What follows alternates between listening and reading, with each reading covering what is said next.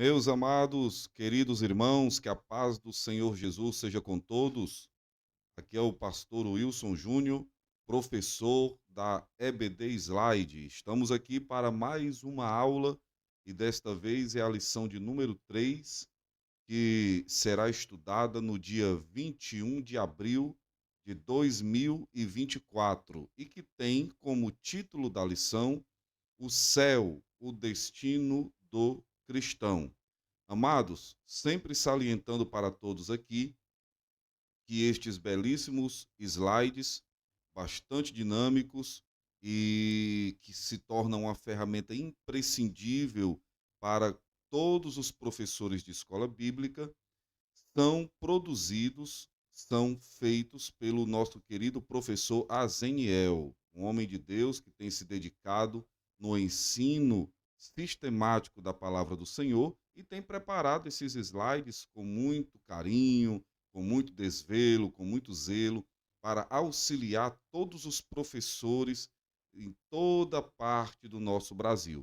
Então, visitem o site da EBD Slide, adquiram esse material e você verá a diferença que será dada em sua aula, tá? Uma aula mais dinâmica, mais participativa, com bastante ilustração, que fará com que a sua aula se torne cada vez mais agradável. O conteúdo, os slides ajudam muito numa época que nós agora estamos vivendo, que é a época da tecnologia, da inovação. Não deixe de visitar o site da EBD Slide e também as nossas redes sociais, como Instagram, YouTube, onde nós colocamos as nossas aulas, Facebook, tá bom? Contamos com o seu apoio. Tudo que fazemos aqui é para sempre contribuir, melhor auxiliar os amados professores, pastores que se dedicam tanto à nossa querida escola bíblica dominical. Então vamos já tratar deste assunto tão glorioso que é o céu, o destino do cristão. O nosso texto áureo vai dizer o seguinte: mas a nossa cidade está nos céus, donde também esperamos o Salvador, o Senhor Jesus Cristo. Carta de Paulo aos Filipenses, capítulo 3, e o versículo 20. E a verdade prática diz o seguinte: o crente deve viver a vida cristã com a mente voltada para o céu como sua legítima esperança. E aqui teremos a leitura bíblica em classe feita em dois livros, tá?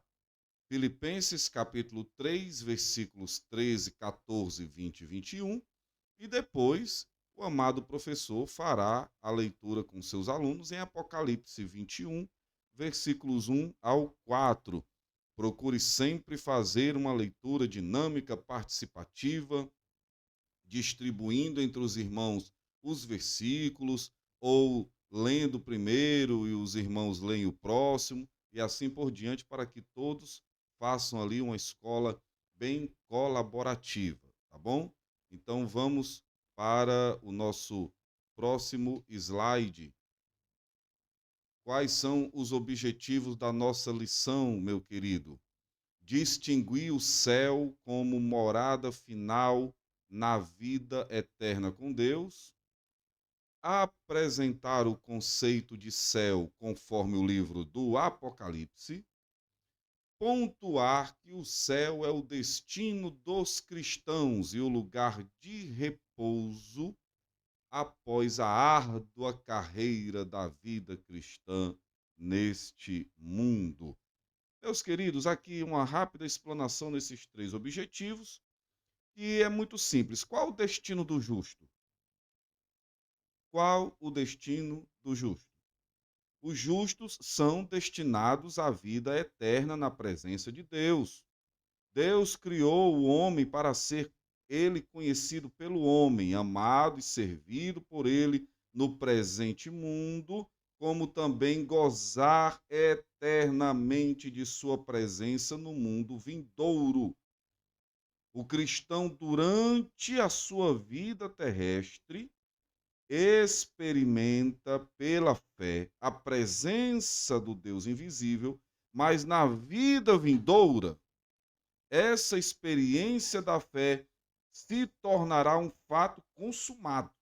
Ele verá a Deus face a face, veja isso, nós veremos a Deus face a face, teremos a experiência que alguns teólogos chamam de visão beatífica, ou seja, uma visão santa da grandeza de Deus. O nosso destino final é o céu e nós precisamos entender o que é o céu. E é o que nós vamos tratar nesta lição. O céu como morada, destino final dos justos, dos crentes que viveram conforme a palavra de Deus. Vamos então para a nossa introdução em nome de Jesus. Vamos lá.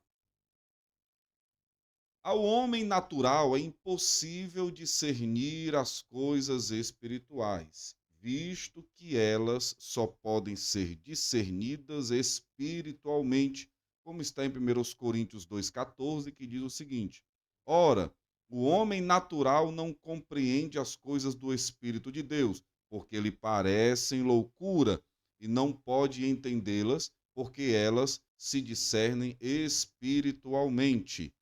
Por isso, a sabedoria humana apresenta diversas concepções enganosas a respeito do céu, a ponto de negar a sua existência.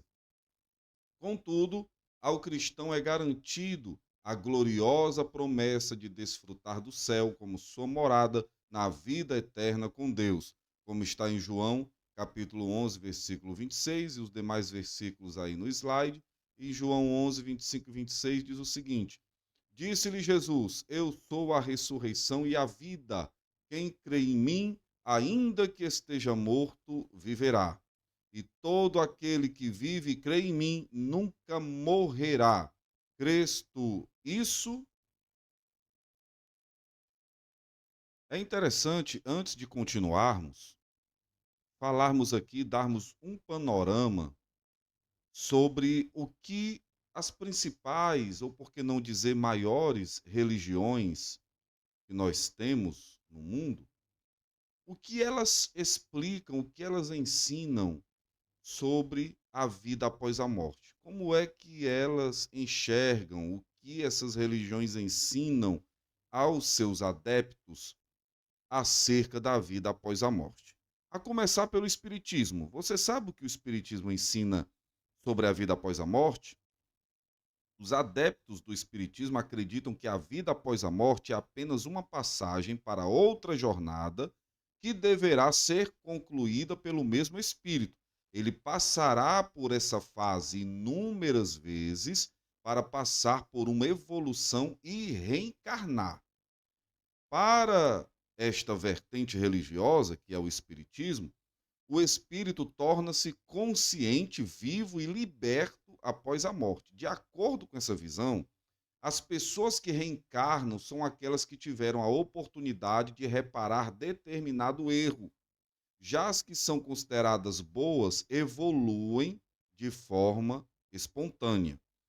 Agora, o islamismo. O que o islamismo ensina? As pessoas que seguem a religião chamada islamismo têm o pensamento parecido com o cristianismo. Para eles, ou seja, para o Islã, os praticantes do islamismo, quando a matéria ou o corpo morre, a alma poderá ter dois destinos, o céu ou o inferno. Quem decide o caminho que o espírito tomará é Alá. Os praticantes do islamismo também acreditam que os que foram fiéis à figura suprema do Islã desfrutarão de uma vida eterna no paraíso, com 72 virgens e 80 mil servos que farão a sua vontade. Isto é o que ensina o islamismo. E o budismo? Os budistas acreditam em uma reencarnação semelhante aos espíritas, mas a diferença está na forma que o processo pode surgir. Para os budistas, a pessoa que se comportou de maneira errada poderá reencarnar em formas diferentes, como, por exemplo, uma barata ou um rato. Da mesma maneira, os que se comportaram adequadamente poderão reencarnar como príncipes e reis. Os seguidores do budismo também afirmam que o ciclo de reencarnação acontece até o espírito se libertar completamente do karma. Quando isso acontece, a pessoa reencarna definitivamente e pode surgir em 6 mundos distintos, como o celestial, o humano, o animal, o guerreiro, o insaciável e o infernal. São 6 mundos distintos que o budista acredita. E na Umbanda, como é que funciona na Umbanda? A religião umbandista, Umbanda, né, no caso, também acredita em vida após a morte. Diz que a alma pode ser levada a 7 lugares diferentes, guiados por entidades divinas, mas tudo depende da vida que o indivíduo teve. Se a pessoa produziu boas ações, ela reencarnará como um espírito protetor. Os que se comportaram de maneira errada se tornarão espíritos perturbadores. Isso é o que ensina a Umbanda.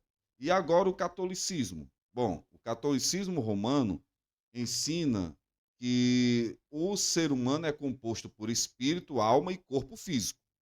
Dessa maneira, quando morrem, ocorre uma separação dos 3 elementos. O corpo é destinado a voltar para a terra, o espírito volta para o lado de Deus e a alma poderá ir para o inferno, ou seja, purgatório ou céu. A teoria católica diz que as pessoas que se comportam de acordo com os ensinamentos da religião desfrutarão do paraíso, no qual não há nenhum sofrimento ou dor. Já aqueles que cometeram pecados vão para o inferno. Os católicos acreditam que quando a alma chega a esse local, não há mais volta. Para a igreja, no caso a igreja católica, as pessoas que não foram completamente boas para ir ao paraíso, mas que também não foram más o suficiente para serem destinadas ao inferno, são encaminhadas para o purgatório, local onde permanecem indeterminadamente. Eles têm a possibilidade de deixar o lugar somente se muitas pessoas orarem por aquela alma. Isso é o catolicismo romano. E o judaísmo? Os judeus também acreditam que a morte não é o fim, e sim uma fase para o começo de uma nova vida em outro plano, ou seja, o espiritual. A religião judaica diz que a matéria tem fim no momento do óbito, e o que sobra, a alma, é deslocada para o outro mundo. Nesse local, ela terá a possibilidade de voltar para a terra e reencarnar em determinado membro da família para que sua missão na terra seja concluída. E aí vem o protestantismo. O protestantismo, né, no caso a igreja evangélica, os seguidores afirmam que não acreditam em reencarnação, apenas que a vida é uma passagem para outra vida. Eles acreditam, nós evangélicos, né, acreditamos que o céu e o inferno existem, da mesma forma que também os católicos romanos. Porém, de acordo com os evangélicos, nós, crentes, servos do Senhor, as pessoas serão julgadas conforme o amor que expressaram ou não pelo Senhor, conforme a prática da santidade, da observância da palavra de Deus. Os justos herdarão a vida eterna, serão galardoados pelo Senhor e participarão das bodas do Cordeiro. É nisso que nós, evangélicos, acreditamos. Então, já que nós tivemos agora este panorama sobre o que determinadas religiões, podemos dizer as maiores, as mais populares, né, o que elas ensinam sobre a vida após a morte, continuemos aqui a nossa lição. Em vista disso, o nosso propósito é o de mostrar o céu como destino glorioso de todo cristão peregrino. Primeiro tópico, amados irmãos, nós veremos o céu como o alvo de todo o cristão. Definindo o céu é o nosso subtópico 1.1. A palavra hebraica shamayim, que significa céu ou céus, como está em Gênesis 1:1, aparece 419 vezes no Antigo Testamento.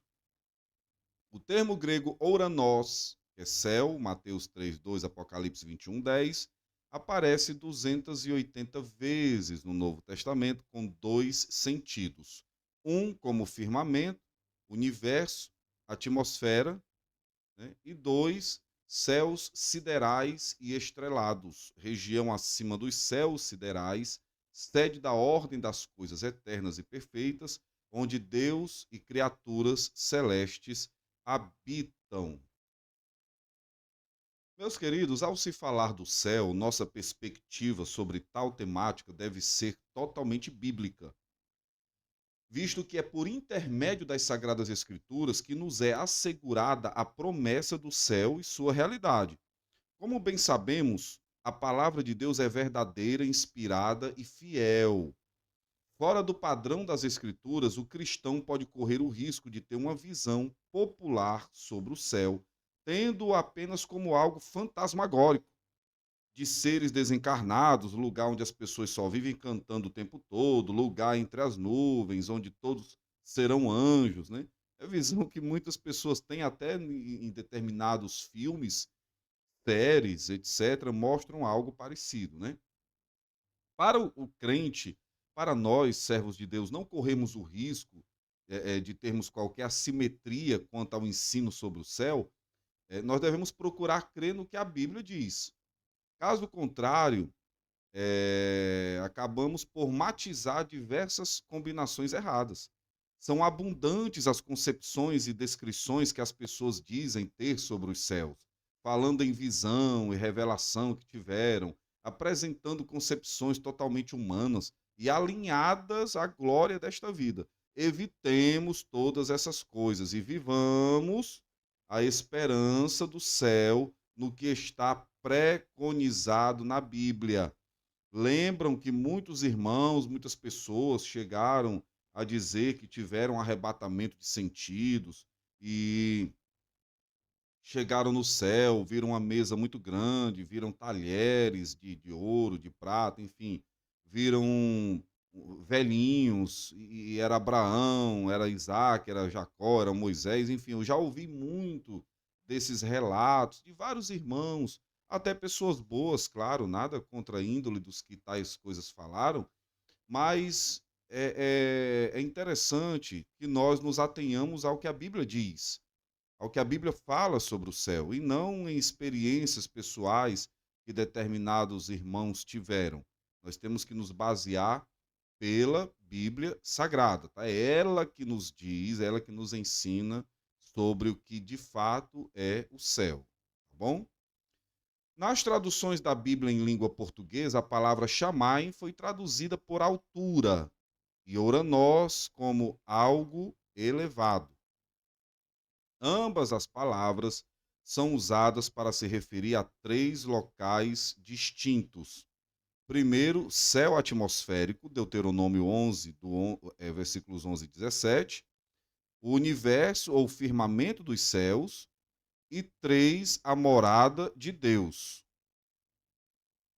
E aí vemos que dos três locais aplicados à palavra céu, o mais importante para o cristão é o terceiro, que é a morada de Deus. Então, irmãos, vamos explicar um pouco sobre essa questão de céu, porque o céu, que no caso é onde nós brevemente moraremos a eternidade, ele recebe vários títulos. Aí nós vamos desde o primeiro título, bastante conhecido, que é paraíso, que é literalmente jardim, que nos lembra a felicidade e o contentamento dos nossos primeiros pais ao participarem de comunhão e conversação com o Senhor Deus ali no jardim do Éden. Aí é também chamado de casa de meu pai, com suas muitas mansões, como está em João 14:2. Isso, no caso, expondo o conforto, o descanso e a comunhão do lar.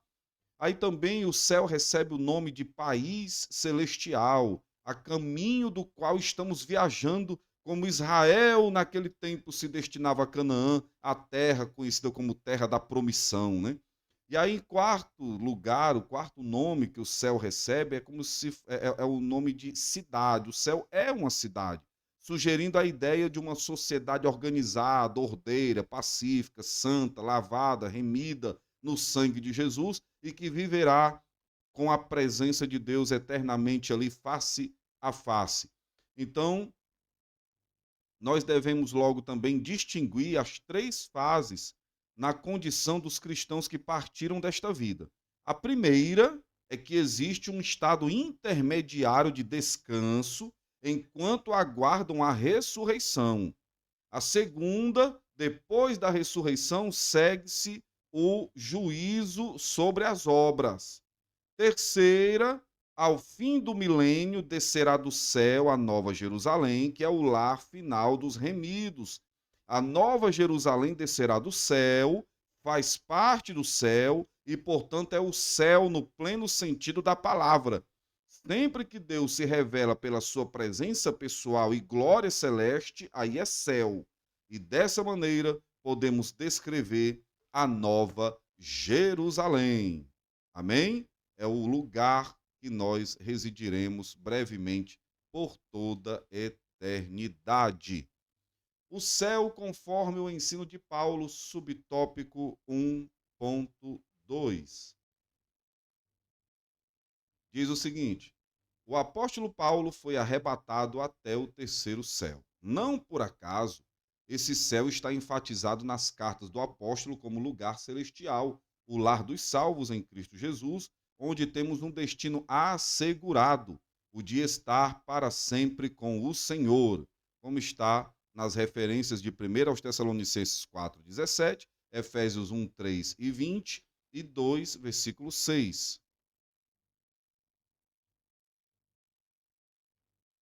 Por isso, vivendo em Cristo, o crente desenvolve um relacionamento na esfera do reino, de modo que, ainda que não tenha ido para o céu, toda sua vocação é celestial no presente momento da sua vida. Ora, amados, como bem falamos, há um pluralismo na palavra céus, mas em momento algum as escrituras visam falar sobre 7 tipos de céus, mas a doutrina judaica salienta 7. Os rabinos falavam de um céu inferior, o qual era conhecido como paraíso. Nele estavam os espíritos dos justos. Seria mais ou menos descrito como um lugar intermediário, porém, jamais o céu da morada de Deus. O céu, na visão paulina, não tem nada a ver com o judaísmo, ainda que esteja na base de conjecturas, explicações próprias e particulares dos ensinos rabínicos sobre os céus, prova-se que eles eram conhecedores de tal assunto. Porém, a perspectiva de Paulo quanto ao céu, depois de sua vida transformada por Cristo, passou a ser outra. O terceiro céu para o qual Paulo foi arrebatado é o céu que está acima do céu atmosférico, no qual os pássaros voam. É o céu que está acima do que é estrelado, que ornamenta a órbita, tá bom? Sobre isso que nós estamos falando. Dessa forma, o poder que está em sua vida vem do céu e o habilita a vencer a cada dia. O alvo do cristão, subtópico 1.3. Depois de salvo, não pertencemos mais a este mundo. Por isso, Paulo ensina que prossegue para o alvo, isto é, a linha de chegada que o atleta alcança o prêmio, que está em 1 Coríntios, capítulo 9, versículo 24, que diz assim: não sabeis vós que os que correm no estádio, todos, na verdade, correm, mas um só leva o prêmio? Correi de tal maneira que o alcanceis. O cristão tem como meta as coisas de cima, não se amoldando mais com este mundo pecaminoso. Era assim que Paulo procedia. Sua meta, depois que Cristo o encontrou, era o céu de glória. Na definição de alvo, que se trata de um substantivo masculino, observador, guarda, sentinela, sinal distante para o qual se olha, alvo ou fim que alguém tem em vista. É isso que também define a questão de alvo dito pelo apóstolo Paulo. Estando em comunhão perfeita com Deus, o desejo do salvo, irmão, é estar perto dele, estar com ele. Desejo este que também foi manifestado por Cristo lá em João capítulo 14, versículo 2. Ademais disso, meus amados, isso envolve uma promessa que foi dita pelo Senhor Jesus quando afirmou que é no céu que iremos participar de uma ceia, que está em Mateus 26, 29.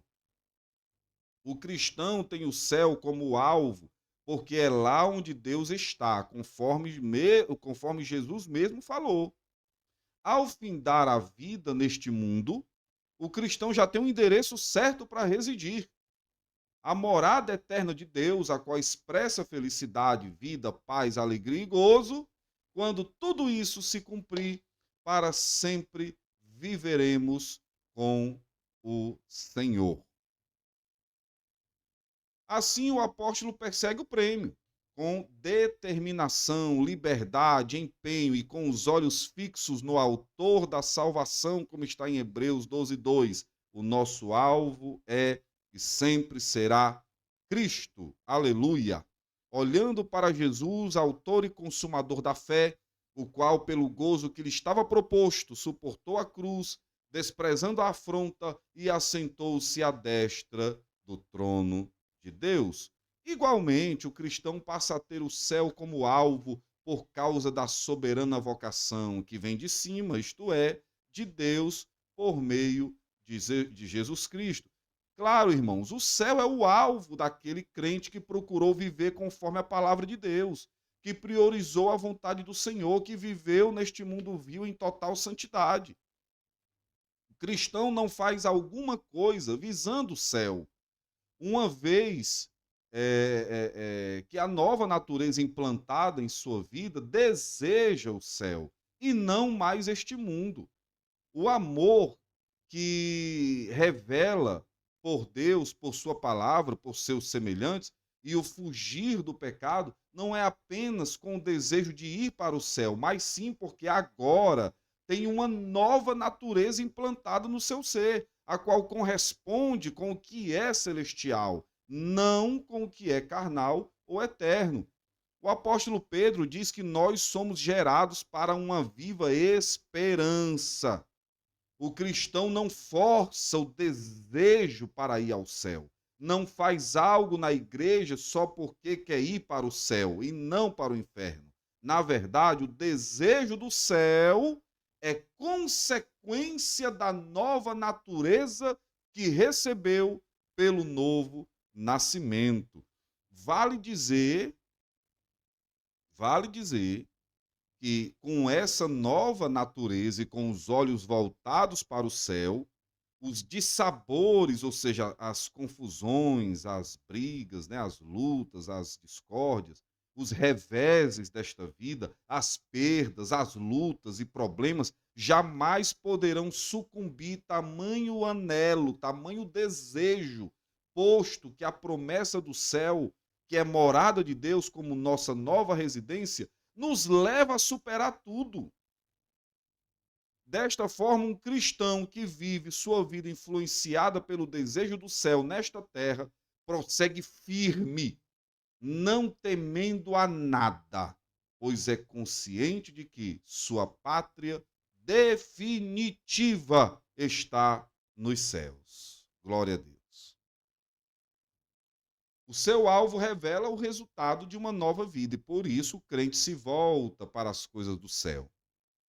A expressão "a nossa pátria está nos céus" sintetiza bem essa nova realidade, como diz Filipenses 3:20, mas a nossa cidade está nos céus, donde também esperamos o Salvador, o Senhor Jesus Cristo.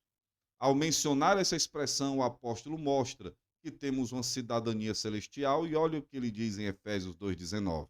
Assim que já não sois estrangeiros nem forasteiros, mas concidadãos dos santos e da família de Deus. Para viver a plenitude dessa cidadania, o cristão peregrina para algo perfeito, absoluto, em que finalmente terá o corpo abatido transformado conforme o corpo glorioso de Jesus Cristo, como está em 1 Coríntios 15, 44, que diz assim: semeia-se no corpo animal, ressuscitará corpo espiritual. Se há corpo animal, há também corpo espiritual. Segundo tópico, a descrição do céu, segundo o livro do Apocalipse. O novo céu e a nova terra. Subtópico 2.1. Depois da abertura dos 7 selos, conforme Apocalipse 6, em que predominaram a desordem e a tribulação e o juízo, o quadro revelado na sequência é o de um novo estado eterno. Amados, os capítulos 21 e 22 do Apocalipse, que é o livro da revelação, evidenciam o que João pensava sobre diversos assuntos escatológicos, mas em especial sobre o céu, tá? É claro que boa parte da linguagem do livro do Apocalipse é simbólica, dando assim um realce escatológico nos eventos que acontecerão no futuro, inclusive como será o destino final desta era. Pelas palavras de João, o céu é descrito como o lugar em que Deus e o Cordeiro habitam e que todos os seres angelicais o adoram. O céu que João descreve como morada de Deus é santo, belo, perfeito e eterno. É um lugar marcado pela adoração. É nesse céu que os crentes que se mantiveram fiéis a Cristo neste mundo irão morar, passando a ter uma comunhão plena e eterna com Deus. O apóstolo João diz que o primeiro céu e a primeira terra passaram, o mar não existe mais. Esse céu, também ouranós no grego, é o espaço astronômico, não se trata da habitação eterna de Deus. Então, o apóstolo contempla um novo céu e uma nova terra.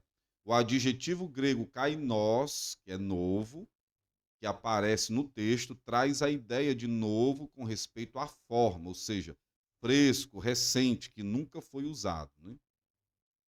E aí vimos em Apocalipse 21, versículo 1, e vi um novo céu e uma nova terra, porque já o primeiro céu e a primeira terra passaram, e o mar já não existe.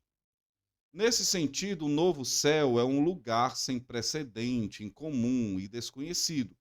Isaías profetizou a criação de novos céus e nova terra.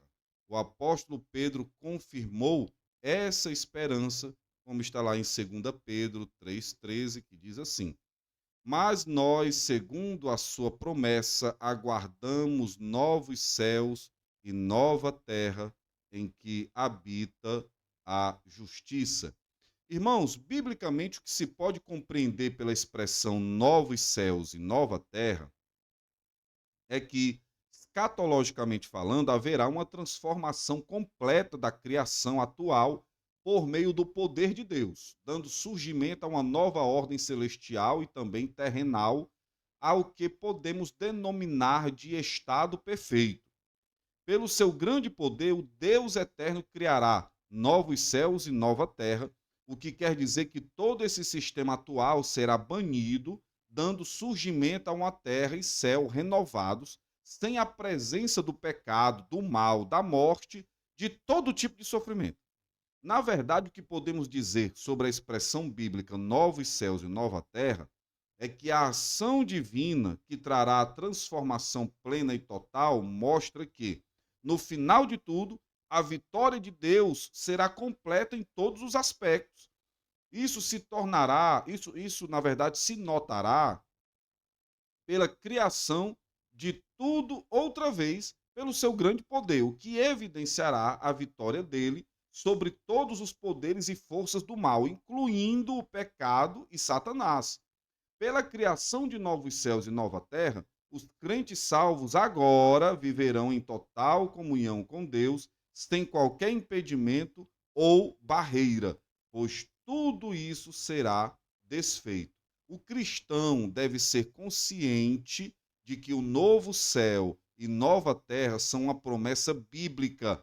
Não se trata de utopia, não é algo simbólico apenas para expressar um tipo de esperança e vida eterna com Deus, mas será, na verdade, o surgimento de uma nova ordem, um estado futuro literal, pois é isso que gera ainda mais no nosso coração a esperança da vida futura e o desejo de continuarmos firmes, constantes, abundantes no trabalho do Senhor, até que tudo isso se concretize, como está em 1 Coríntios, capítulo 15 e versículo 58.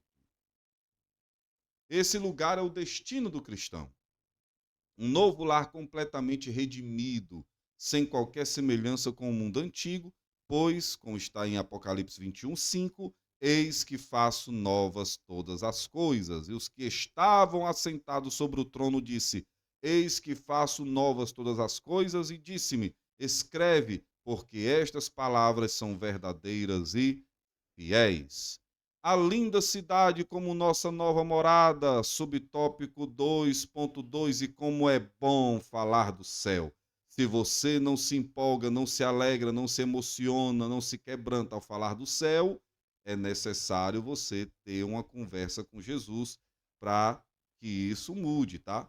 Todo crente salvo anela estar um dia no céu com o Senhor. No versículo 2 de Apocalipse 21, o apóstolo João faz menção à descida da cidade santa, e somente a partir do versículo 9 que ele começa a descrever a beleza dessa cidade. Irmãos, o interessante é que essa cidade desce do céu. Ela é vista como uma cidade santa, a qual é descrita como a habitação do povo de Deus. Essa cidade representa perfeição e expressa a presença de Deus no meio do seu povo. Vale ressaltar que no tocante a Jerusalém celestial, não somente João falou dela, mas também o apóstolo Paulo. Ela irá surgir como cidade santa, a nova morada eterna dos salvos e também a habitação de Deus. Depois que tudo for renovado, quando acontecer a nova criação de todas as coisas, isto é, o novo céu e nova terra. É importante compreender que a nova Jerusalém celestial, que expressa uma glória espiritual, mostrará que jamais a Jerusalém terrena, que era a capital do reino de Israel, poderá ser comparada com a nova que virá. Por meio de passagens do Novo Testamento, a Nova Jerusalém pode ser descrita como a morada de Deus, a pátria dos salvos, lugar em que os santos habitarão, como está em Filipenses 3:20, que diz assim: mas a nossa cidade está nos céus, onde também esperamos o Salvador, o Senhor Jesus Cristo. Meus irmãos, e quais bênçãos nos espera no céu? No céu nós teremos luz e beleza. Apocalipse 21 e 23, capítulo 2, versículo 5. No céu nós teremos a segunda bênção, que é plenitude de conhecimento. 1 Coríntios 13, 12. No céu nós teremos descanso, que é a terceira bênção. Apocalipse 14, 13 e 21, 4. No céu também a quarta bênção é que nós seremos ainda servos, nós serviremos ao Senhor e o adoraremos para todo sempre, como está escrito em Apocalipse 7:15, né? Estão diante do trono de Deus e o servem de dia e de noite no seu templo. E Apocalipse 22:3 diz: os seus servos o servirão. E a quinta bênção, que é gozo, alegria, Apocalipse 21:4. E depois vem a próxima bênção, que é a estabilidade, ou seja, teremos uma vida plena, estável, santa, justa, limpa, livre de toda dor, de todo mal, livre de todo pecado, estabilidade total diante de Deus. Depois vem a nossa comunhão com Cristo, essa comunhão agora com Ele, diante dos nossos olhos, e a desfrutaremos também com os nossos queridos irmãos, independente de denominação, mas que creu na suficiência das Escrituras e em Jesus como Senhor e Salvador, vive uma vida santa, sem dúvida o seu destino será o céu. Assim cremos e afirmamos que essa linda cidade será um lugar em que Deus e o Cordeiro são o seu templo. A glória de Deus a iluminará e o Cordeiro será a sua lâmpada. Oh, amados, como é maravilhoso atentar para esse assunto que deve gerar alegria no nosso coração, no coração do salvo em Cristo, porque a nossa nova morada celestial, a Nova Jerusalém, é uma promessa bíblica, deixando claro que haverá um novo tempo, uma nova ordem, na qual os salvos desfrutarão de uma comunhão perfeita e para sempre com Deus. Essa promessa gera cada vez mais esperança em nossos corações. Portanto, vivamos em santidade e obediência para entrarmos nessa cidade santa pelas portas. Na Nova Jerusalém não haverá dor, tristeza ou sofrimento. Além disso, depois da ressurreição e quando todas as coisas forem consumadas, essa Jerusalém celestial descerá do céu e ficará para sempre na nova terra, como está em Apocalipse 21, 4. E Deus limpará de seus olhos toda lágrima, e não haverá mais morte, nem pranto, nem clamor, nem dor, porque já as primeiras coisas são passadas. O apóstolo João descreve a nova Jerusalém celestial como lugar de redimidos que habitam a gloriosa cidade. Portanto, para nós, a visão descrita em Apocalipse 21 refere-se ao céu como a eternidade, a nova Jerusalém como a nova cidade, o nosso novo lar, criado sem pecado, onde a bem-aventurança eterna será desfrutada pelos santos para todo o sempre. Tópico 3. Passei um pouco aqui o slide. Tópico 3. Céu, o fim da jornada cristã. Estaremos onde Deus está, subtópico 3.1. Em Apocalipse 21, há uma concretização da jornada cristã, em que o crente estará onde Deus habita, conforme o nosso Senhor disse que viria e nos levaria para estarmos com o Pai. Queridos, o cristão vive sua vida neste mundo caminhando para uma meta final. Nós trabalhamos, nas empresas e vivemos a nossa vida pautada em metas, em objetivos. A vida cristã não é diferente. O salvo em Cristo tem uma meta, um objetivo, não se restringe apenas às coisas terrenais. Quando aceitou a Jesus como Salvador, já se deu início da jornada para o céu. Ciente de que seus pecados já foram perdoados, o cristão seguirá seu itinerário, tendo o Senhor na sua vida e uma esperança futura. A partir de então, buscará o crescimento espiritual que envolve leitura da Bíblia, oração, comunhão com os irmãos, uma vida de fé e prática firmada nos ensinos divinos. O cristão procurará também dar um testemunho vivo, sendo sal e luz em uma sociedade comprometida com o pecado. Além do mais, deve para com o próximo mostrar amor e serviço cristão, provando que em sua vida está presente o amor de Cristo.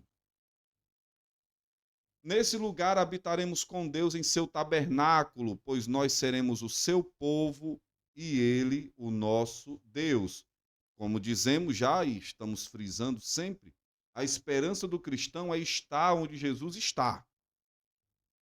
Pois essa foi uma promessa sua, lá em João 14:2. No aspecto teológico, sabemos que Deus é onipresente, mas quando afirmamos que estaremos onde nosso Senhor está, isso quer dizer que o desejo latejante no nosso coração no coração de cada crente é o desejo de gozar a vida eternal e comunhão plena, conforme preconizam as promessas bíblicas. Nós estaremos onde Deus estiver, porque João assegura que o tabernáculo de Deus estará com os homens, pois com eles habitará, e eles serão seu povo, e o mesmo Deus estará com eles. É o que está escrito em Apocalipse 21:3, que está aqui no nosso slide, irmão. O cristão que vive a esperança da vinda de Cristo é consciente pelas Escrituras de que brevemente estará onde Cristo vai estar, o que gera um profundo contentamento na alma e o desejo de viver ainda mais em santidade, pois não somente apenas o veremos, mas seremos semelhantes a ele. Viveremos onde Cristo vive, desfrutando do seu amor, de sua glória, poder e santidade. Isso é fato. Vivemos nossa jornada neste mundo com o coração no céu, pois lá é que está o nosso tesouro. Tudo isso se tornará realidade no futuro, quando nossa união com Deus se dará sem impedimento, cumprindo toda a expectativa, tanto do Antigo quanto do Novo Testamento. As lágrimas cessarão. Vamos agora para o subtópico 3.2. Uma das mais gloriosas bênçãos que desfrutaremos no céu é a de que Deus enxugará de nossos olhos todas as lágrimas. Essas lágrimas simbolizam a tristeza, o sofrimento, as tragédias humanas e outros diversos males que não terão lugar nessa nova realidade de vida, pois todas as primeiras coisas são passadas.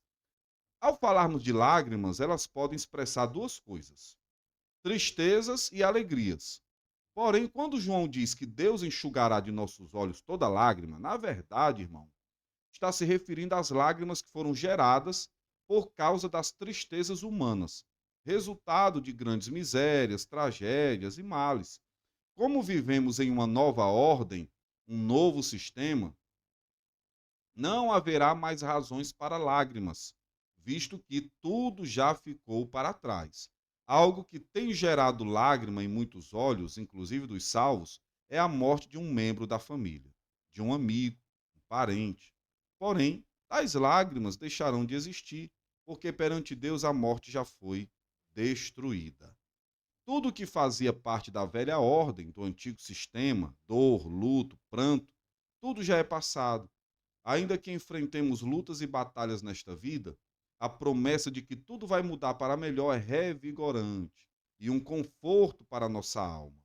Razão pela qual Paulo diz que as tribulações do tempo presente não podem ser comparadas com a glória que será revelada. Glória a Deus. Em Isaías 65:19 diz: E folgarei em Jerusalém, e exultarei no meu povo, e nunca mais se ouvirá nela voz de choro, nem voz de clamor. Tudo isso será possível porque haverá também uma transformação no mundo físico, de modo que ele será inteiramente transformado e liberto da corrupção, como Paulo esclareceu a respeito da redenção do mundo material, e é o que leremos agora em Romanos 8:21, que diz assim: na esperança de que também a mesma criatura será libertada da servidão da corrupção para a liberdade da glória dos filhos de Deus. E agora vamos para o subtópico 3.3, que é o céu como repouso eterno. A expressão repouso nada tem a ver com tédio, pois no céu haverá constante atividades, adoração, serviço, ilimitada aprendizagem, como está em 1 Coríntios 13:12, como fala aqui a palavra de Deus, diz assim: porque agora vemos por espelho, em enigma, mas então veremos face a face. Agora conheço em parte, mas então conhecerei como também sou conhecido. Irmãos, o céu é descrito nas Escrituras Sagradas como lugar de repouso. Tudo bem, no sentido de que os salvos participarão da verdadeira paz, da alegria, comunhão perfeita com Deus, não estando mais sujeitos às intempéries desta vida, do velho sistema, que era, no caso, nós éramos, né, sujeitos aos sofrimentos e, posteriormente, à morte. Não precisamos cavar muito para entendermos que o céu é o nosso lugar de repouso. Basta atentar para algumas passagens bíblicas que irá se configurar muito bem, tá? Desde o momento que aceitamos a Cristo Jesus como nosso Salvador, ele já nos chamou para um descanso espiritual. Está lá em Mateus 11, 28, 30. E em Hebreus 4, 9 e 10, é dito que resta um repouso para o povo de Deus. E Apocalipse 14, 13 diz que os mortos em Cristo são bem-aventurados, pois agora descansarão dos seus trabalhos. Trata-se de uma dimensão completamente distinta do que conhecemos atualmente. Por isso, quando afirmamos que o céu será um lugar de repouso ou de descanso, é pelo fato de que o crente descansará de suas fadigas, cansaço e exaustão presentes hoje. E Apocalipse 14, 13 diz: E ouvi uma voz do céu que me dizia: Escreve, bem-aventurados os mortos que desde agora morrem no Senhor. Sim, diz o Espírito, para que descansem dos seus trabalhos e as suas obras os sigam. Estaremos plenamente satisfeitos em comunhão uns com os outros e com o nosso Senhor. Esse lugar de repouso é o fim de nossa jornada cristã, é a experimentação da morada dos redimidos. Irmãos, o céu é o lugar do nosso descanso. Nele não existirá mais pranto, lutas, dores, sofrimentos, morte, e lá viveremos em plena felicidade, não mais sujeitos às lutas da vida. Glória a Deus. Portanto, toda a nossa vida cristã atual deve ser vivida com a mente voltada para a realidade eterna do céu como verdadeira esperança. E é o que diz Colossenses 3:2. Pensai nas coisas que são de cima e não nas que são da terra. E nós concluímos esta lição dizendo o seguinte: para se viver a esperança celestial, é preciso nascer de novo, viver em Cristo e transformar a mente. É preciso ter uma nova natureza. Sem isso, é impossível crer nas coisas espirituais, pois estas só podem ser discernidas espiritualmente. Portanto, prossigamos a nossa jornada para o céu de glória, o alvo de todo salvo em Cristo, conforme as regras divinas estabelecidas na palavra de Deus. Amados, é, ainda que enfrentemos lutas e tribulações nesta vida, há uma mensagem profética para nós, a qual gera esperança e consolo em nossos corações. Que brevemente estaremos para sempre com o Senhor nas mansões celestiais, onde não haverá mais dor, morte, lutas, tribulações, pois todas as coisas serão novas, novo céu e nova terra. Nesse lugar, como bem destacou o apóstolo Pedro, habita a paz e a justiça. Desejemos viver no céu, porque é real e é lá que Deus está. Queridos, muito obrigado por participarem de mais uma aula.